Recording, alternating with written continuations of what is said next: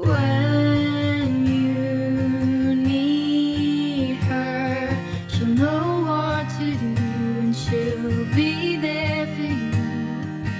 Where you will lead her, there's nothing Adele couldn't think of to do.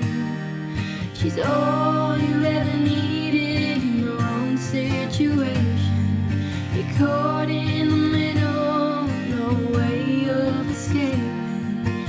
Till out of the blue, she runs into you. There's nothing that she couldn't do. She's a travel counselor.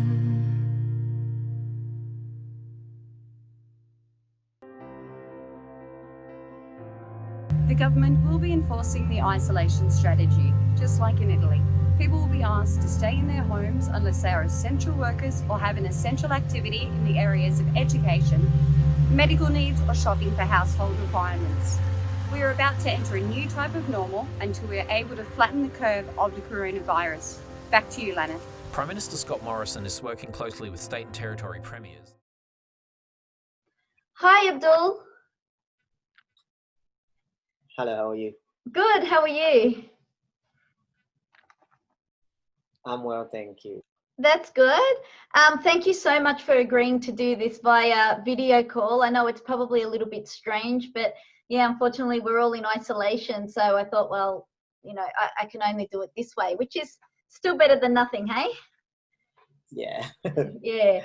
Have you ever had counselling before? Not really, no. I haven't. Okay. This is my first time, yeah. All right. So how are you feeling about it? A bit nervous because I don't know what to expect. Yeah. That's very understandable. But don't worry. I promise you, there's no threat here. It's a safe environment, and I will tell you that anything you tell me is confidential. I don't tell anybody anything you tell me, and that's a legal requirement for me. So your privacy will be respected and protected. The only time I might need to break that rule is if you tell me that you're hurting yourself, or if you're hurting someone else, or if someone's hurting you. So if there's some type of danger element, I might say to you, okay, Abdul, I might need to just report this to so-and-so just to keep you safe. But I will always let you know if it comes to something like that. That's Okay. good, that's fine. All right. So do you want to tell me a little bit about yourself? Well, my name is Abdul. Yeah. I just came from jail.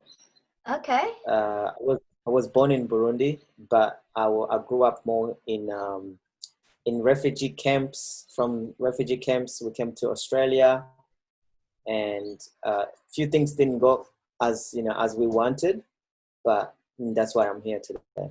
Right. Can I ask, what's it like in a refugee camp? See, refugee camp is like, in order for you to understand it, you gotta feel like you are in a place where you're like in isolation, Right. with a group of people, and you can't go anywhere, you can't do anything. Every day, every year for 11, 12 years, we were just there. Like, it's the place where you're there, but you actually don't even feel like you have a future, because you don't dream, because there's no dreams there. You don't feel like you want to do something because there's no one else doing it. There's no one encouraging you to do anything else because no one else is doing anything. So everybody's like stuck in a place where it's like a jail. Pretty much it's like a jail. Oh my goodness, that's awful. So what happens during the day? How did you fill your time? Most of the time it's just play with other kids and, talk to people around us, and sometimes go to school. We used to go to school and we used to learn. We used to learn in school, but yeah, once people finish year 12, there's not much you can do, because there's no really much jobs you can apply for. There's no farms you can go to and start, gardening something. Yeah, there's nothing. Yeah. Jeez, that sounds terrible. I must say it's not something I've ever really been exposed to before. So I imagine it would take quite a lot of strength to get through each day. it is. It is. Yeah, yep. And what about your family? Do you have you got a partner? You got parents, siblings? I've got a family. I've got 2 brothers. I've got 1 sister, and I live with my mom.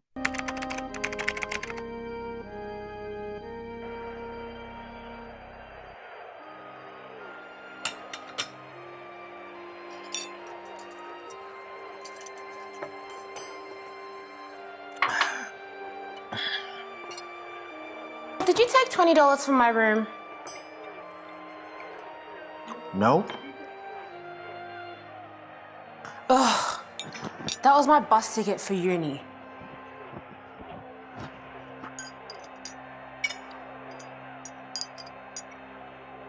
What? I didn't take it. Okay. Yeah, fortunately, we don't have a father. He passed away in the camp. Oh, I'm sorry to So, hear that. yeah, so it's just us, yeah. Oh, that's awful. So when they pass away in the camp, can I ask a personal question? Where do they bury him? Is he in the camp still? Yeah, it's in the camp still, yeah. So you wouldn't So be we able to have, visit. no, we have like a place where it's near the hospital where they put all the where there's a graveyard and they put everyone there. Right, And okay. so that's where. So are you able to visit then, if you wanted to? Now that I'm in Australia, I can't. We're not allowed to. Yeah. Oh, right. Jeez. Okay. That's horrific. Okay. Thank you for sharing that with me. Does that give you bad memories when you revisit those days, or does it empower you because you've come through the other end? Look, at first when we came to Australia, it was be hard to catch up and to to get into this environment. It was very hard because the level of the mentality of Australians is not the same level as us. We grew up knowing that this is impossible for us, this is impossible for us, this is not for us, and stuff like that. So it kind of pushed us down a lot.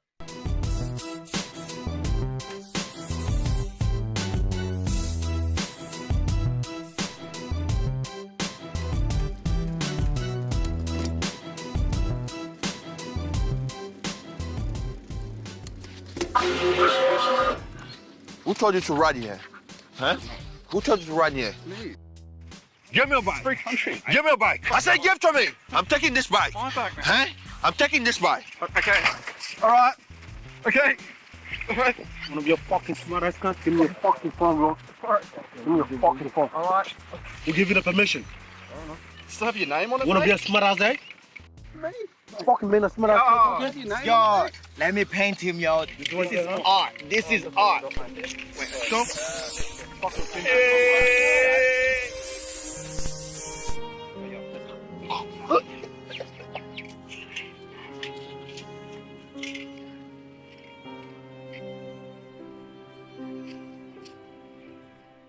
Over the years, things changes. We adapt and adapt slowly, and now I can say, okay, it's okay now. Yeah, The right. memories are kind of expiring because we've created now new memories and new things. So now it's disappearing, and Yes. it's time for us to evolve. The Travel Counsellor.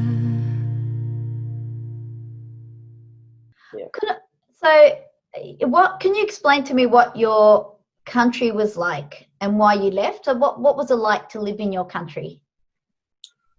My country was like, full of war. So there was people fighting and people killing each other. So we really couldn't stay there. And Right. so personally speaking, I didn't grow up with any memories of my country because I didn't grow up in my country. Right. Okay. Yeah. Yeah. So which country did you go to? Tanzania. Right. Okay. So was it similar to your original birthplace, or you don't remember? So from what I know, from what I've heard, Tanzania and Burundi is pretty much the same country. They're both in East Africa and stuff. Right, However, it's just that Tanzania had peace and Burundi didn't have peace at the time. Okay. Yes, That was sure. the only difference. Yeah, right. And so, like, I imagine the ways would be different, the traditions, the discipline, compared to Australia. What do you find the main difference is? I mean, the culture is a big difference for East Africa and Australia. The culture is totally different. The way we do things there and the way we do things here is different. There's a lot of differences. I'll be honest. There's a lot of differences in most probably like in almost everything. What would you say would be the 3 top differences? Because I imagine our mentality here would be very different to over there. So what would you say the 3 differences are? Okay, so when I say Australia, I mean Australians, because Australians have the Australian culture. Whereas people who are Australian citizens but from other countries, they come here with their own culture. So the differences between the Australians here and us in there, the food. Yes. Our parents. It's very different to the way the Australians talk to their parents. The way we love each other is different to the way people here do it. Yes. Because in there, if I meet you on the street, you're like a family to me straight away, regardless of which suburb you come from or which family you come from, things like that. So in there, I feel like there's more love. In there, there's like, okay, so in a place where there's like less technology, people, they get together more and they talk more and they socialize, and it's more like homely. Yeah, that makes sense. Places like here where everybody's working, everybody's busy, everybody's on their phones, it's like we kind of lose each other in that kind of way. Yeah, we lose the connection. I know with my Italian background, it's the same. We used to visit relatives all the time. Everyone used to, we used to eat together. It didn't matter how many visitors you had. There was always plenty of food to feed everybody, whereas now over the years, I've noticed so much has changed. People stay home more. We talk on Facebook, we talk on social media, but we actually don't visit as regularly as we used to when we were younger before all this. So yes, I completely understand. So, okay, Abdul, can you tell me what has brought you to counselling today then? So over the few years when I was in high school, I joined a few friends and we did some things that we are not happy with now.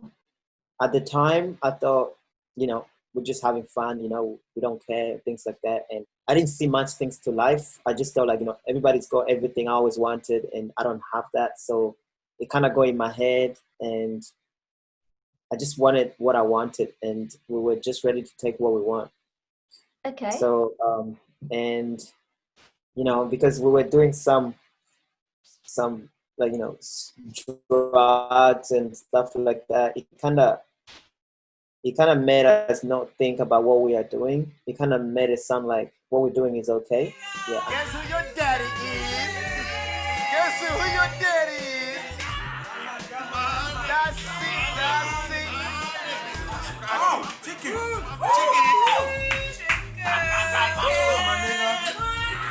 No. See, I provide for y'all. Don't say I don't provide. That's it. Y'all stop having that shit, man. Pass it on. Man, I thought we were hooping, man. Pass that shit on.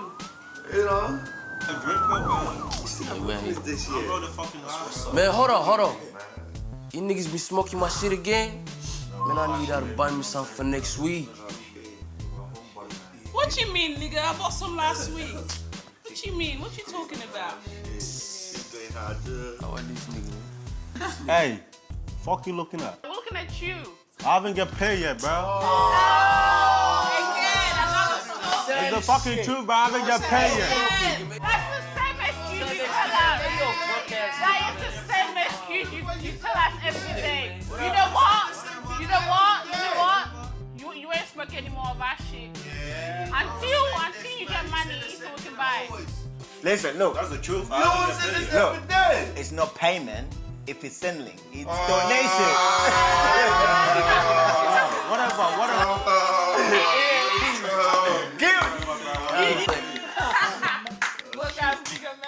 Yeah, until it caught up with me, and when I was put away, I then had to relieve my past. I had to relieve my present. I had to relieve everything that I've done to people, and And I realized that I could do better as a human being. I could be a better person. I could add value to the country that I live in instead of terrorizing people on the streets and stuff. So that's why I'm here, just to work through that and see how I can become a better person from here. The Travel Counsellor. Do you feel okay about telling me exactly what led you to go to prison? So there was one day where a friend of mine, he came when we were just, having fun, smoking with a few girls and friends and stuff. And when he came, he's like, he met some guy who was delivering some pizza, and the lady seems to have cash money in there. So, and at the time we needed cash to buy some stuff that we needed. So we're like, let's just go and rob her and just take the money. She's a single mother, so there's no husband in there, so it will be easy in and out. She won't even, she won't even put up a fight or anything like that. Give me a license. What? Give me a license.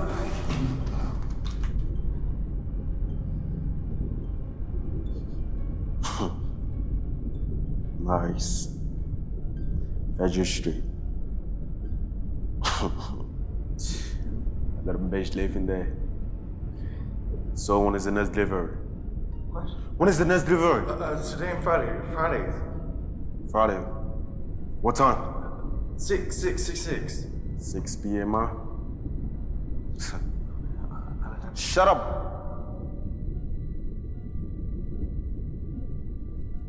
You know what? One more thing. If you tell this to anyone,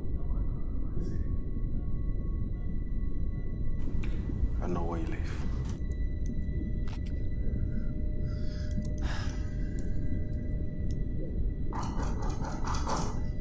Hello? Hold on.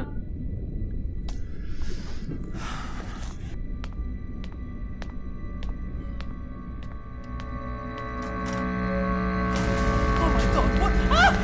Please leave me alone! Leave me alone! Please don't touch me! Oh my God! Oh my God, no! Stop me! Leave her alone! Yes, I've got money! I've got money! What do you want? Just please, don't go! Get out of here! Oh my God, please!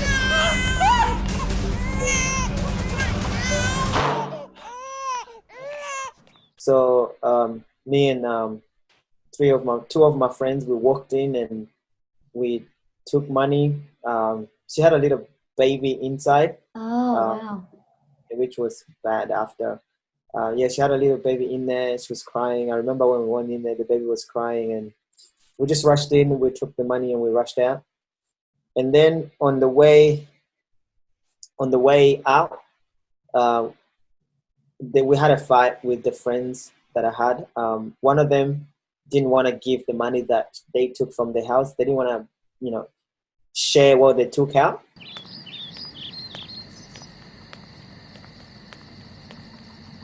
What's the bet? I threw it away. I don't want to get caught with it. Yeah, thanks for watching out, man. Give me all the money so I can get this shit tomorrow. I was on the lookout. Yeah. That's what's up. Bro, how much is that? Yeah, I like that shit. 30, 35. I like that shit. That's what's up. Take the money. Put one for the team, bro. No money, Are you serious? Relax, Are you serious? Oh, give me the camera. Nah, I'm gonna go sell this. Are you serious? Oh, man. I ain't shitting, Come Are you on, serious? man. Give me the Don't start shit. that shit, bro. Give me Come on, the man. shit. Are you serious? Hey, put the fucking knife. Yo, put the knife away, man. Hey, Stop. Stop, bro. Give me the shit. Give me the shit. I'm gonna stop. Yo, don't look at it. Yo, stop. Oh, Eric. Hey, Eric. What the fuck did you do, man? Eric. Control position, man. Control position. Call ambulance, bro. Yeah, we were just stealing stuff, but we didn't kill. We were just stealing stuff and, ruining stuff and just running away. But we never killed. But until that day, one of our friends got really hurt. So your friend didn't die of the stab wounds, he just got very hurt? He actually did. Okay, so do you still see these people, or did you all go to prison? So 3 of us, we went to jail. One of us passed away, so 3 of us went to jail. And we were speaking in jail when we first got there. We were talking, but after a few months, I started realizing that I don't need them, because I wanted to see if I can be a better person, but they were really ready and angry to go back and kill that woman, because they believe that if it wasn't for her, that wouldn't have happened to them. So I didn't want to associate myself with them, because I knew that if I do, one way or the other, I'll find myself back into where it all started. Well done. So you could see that it sounds like you've taken ownership of what you did, but the others, they're in the blame game. They're blaming everybody else for their own actions. Well, you know, when you lose someone that you care about, sometimes you just want to find somewhere to place the anger by yourself. And sometimes it's not always, most of the time it's not always the right thing to place an anger somewhere. So that's what they done. But I decided to put the anger on myself, because I woke up that day and I decided to put my shoes on, my pants on, and I decided to walk out that door, and I decided to go into that woman's house, and I decided that nobody made that for me. Yeah. So you've definitely taken ownership. Well done. That's actually quite a difficult thing to do, to actually accept what you've done and not blame others, just take ownership that, hey, that was my choice, I did that, and therefore I suffered the consequence. Well done to you. Yeah. Did you do any, so you didn't do any therapy in the prison? No, we had some people who used to come and talk to us about, religion, about education, about things that we did if we believe that what we did is wrong, to see if they can get us out earlier, But yeah, we had a few people that came in. Yeah, good. Okay, and so they were obviously helpful for you? Very much, yeah. Yeah. So did you have supports at the time? Did your mum come to visit you, or friends, family? Did you have support? Well, the first year, my mum couldn't look at me in the eyes because of what I'd done to people, and it was all over the news. People were talking about it. The community were really unhappy about it.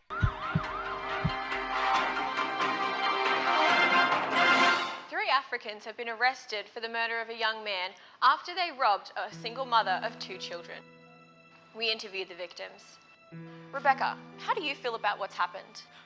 I'm a single mother with 2 kids. Those animals, they stormed in, and then the only thing in my mind was, what if they kill me? Who will look after my kids? Bloody angry. Why are they even still here? If they're not going to work, study, contribute anything to society, don't want them here. Government needs to take a stand. What's it going to be like in the next 5 years? We also interviewed the youth ambassador from the African community, Charles Benzu. First of all, I disagree with what Ms. Rebecca said by calling them animals. And Mr. Brian Wama said, what are they been still doing here? Is he proposing for the government to deport them? My question to Brian is, crimes are happening every day in this country. And most of these crimes are not caused by the Africans, but I've never seen anyone else get deported. So why would he say that? On behalf of the whole African community, I would like to say I'm just black, not a criminals. We have our own differences. And we do not stand with those kids, and we don't support whatever they're doing. Every crime has its own sentence. And we trust in court, they will judge them according to their crimes.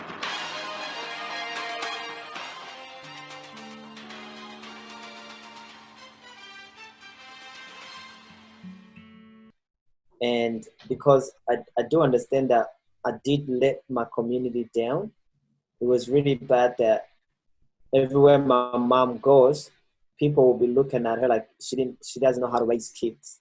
At the moment, I'm back at my mom's house because I'm trying to find a job. I'm trying to find my way around and be able to do things for myself. Do you know what? I think it's fantastic that you're there, because at times like these, support means a lot. Because if you're alone, you feel lonely, it might drive you to go back to the old friends and the old ways. Whereas if you've got positive and good people around you, it'll encourage you to take the road that you want to take. So credit to you for, as I said, taking the ownership and wanting to change your life. So fantastic. Well done to you. That's really, really good to hear. Yeah. Well, thanks for explaining all that to me. And I'd love to work with you further. So what I'll do is I'll text you an appointment for next week and we can continue the session. Is that all right with you? Yeah, that's fine. All right. Excellent. Thank you so much for today. Thank you. Okay. Bye.